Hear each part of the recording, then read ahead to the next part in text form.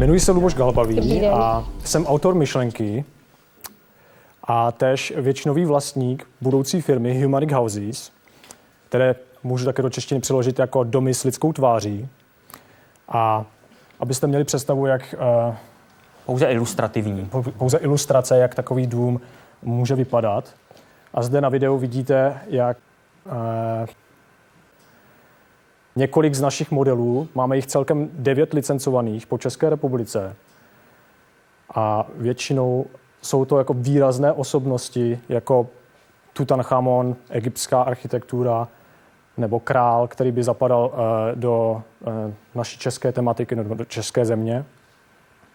A též i budovy, jako například Krakonoš, který tam asi nevidíte. To nevypadá na Krakonoše. Uvidíte později, to je ďábel. Každý z těch modelů de facto bude mít, vlastně máme namýšleno, že má komerční využití, ne, že by v tom lidi de facto bydleli. Já vlastně pak projdu jednotlivě tyto řady, například Tutanchamon by byl perfektní k využití například restaurace nebo nějakého takového zařízení na přilákání klientely a vlastně upoutání té pozornosti. Například tady máme Joker House, to znamená jakoby šašek, který by perfektně zapadl například pro nějaké bowlingové centrum nebo pro nějakou ruletu a tak dále, či kasino. Máme samozřejmě i zimní modely, jako je Zimní král, například na snowboardové centrum. A vy chcete, aby se ty lidi báli a vůbec tam nechodili, nebo proč je to tak hnusný?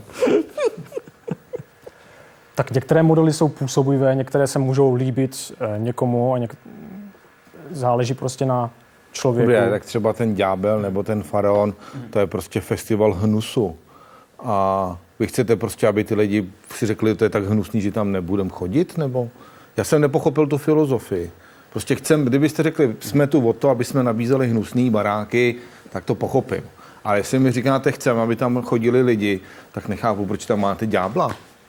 Ten ďábel byl třeba typický, když to řeknu opravdu, každý má z těch modelů svoje využití, například na nějakou diskotéku, že by vevnitř tam byl kotel nebo něco takového, může to být nějaké rockové centrum. Pánové, mně to přijde jako šaškárna z Las Vegas. To je můj první dojem, když to vidím. Před 30 lety ale. Dneska už ne. Správně, Las Vegas jsem taky navštívil, kde jsem se inspiroval. A to znamená, vás to napadlo v Las Vegas?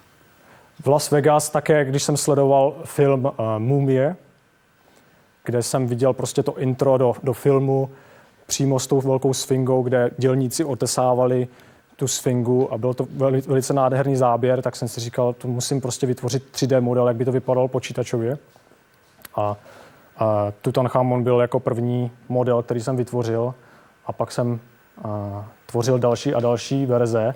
Mám jich mnohem víc, tady uvádím pouze 9, ale mám jich možná 30. Já teda ještě bych chtěl doplnit, že samozřejmě dbáme na to, aby to nebyla pouze šaškárna, ale vlastně všechno to bylo velice funkční. To znamená, že například by byly, já nevím, venkovní žaluzie, které by vlastně moderovaly nebo imitovaly vlastně víčka na zavírání. Rozhodně by tam tady do těch pásů by mohly jít různé markízy, jakoby předzahrádky.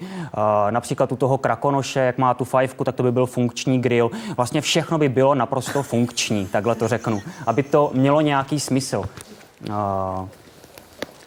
Hlavním jakoby smyslem je i vlastně do toho domu prohnat určité světlo. A já, když si teda představím, že kdybych byl například majitel nějaké restaurace, tak... Prosím vás, k tomu nám musíte říct víc. K tomu grillu ve fajfce. To myslel bratr.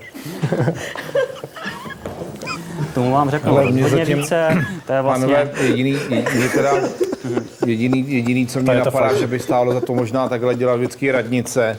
Vždycky na každý období volební by prostě ten starosta měl ten svůj obličej na radnici, jo? Protože ty na to mají rozpočty, a mají na to ego a ta nechutnost v té politice už taky je. Takže kdybyste třeba v Praze tam měli primátora Béma na fasádě nebo tady pana Onderku, věřím tomu, že by to stavební úřad schválil. Tak já si myslím, že hodně lidí by se chtělo zvětšnit v nějaké stavbě. Řekněte nám, prosím vás, jak bude fungovat ta fajfka. Michale, jestli ti to nevadí. V pohodě. Já bych strašně chtěla vědět, Jak se tam poleze do toho grilu, do té fajfky? Tak de facto zezadu, vlastně to jsou opravdu veliké modely, které, jak vidíte, to jsou třeba třípodlažní, kde by to sloužilo jako penzion. Moje představa je opravdu třeba někde ve Špindlerově mlýně, kde máte, já nevím, 500 penzionů, všechny jsou stejné. Tímhle by to de facto vyniklo, mohlo to být i třeba určité informační centrum a s různýma suvenýrama a de facto opravdu ta fajfka, mě šlo o všechno, aby to mělo opravdu No, aby se to funkčnost. využilo. Ano, aby se to využilo. No. Aby nebylo nic de facto Nebude propadáno. barák. Zatím neexistují prostě domy, který by někdo přímo bydlel a vypadali jako člověk. To je překvapivý. A- co? Pánové, na ty jednání chodíte sami, nebo tam voláte? Ne, to je vždycky individuální setkání. Protože kdybyste přišli za mnou, tak já volám blázinec normálně, jo. Ať vás odvezou sanice, protože...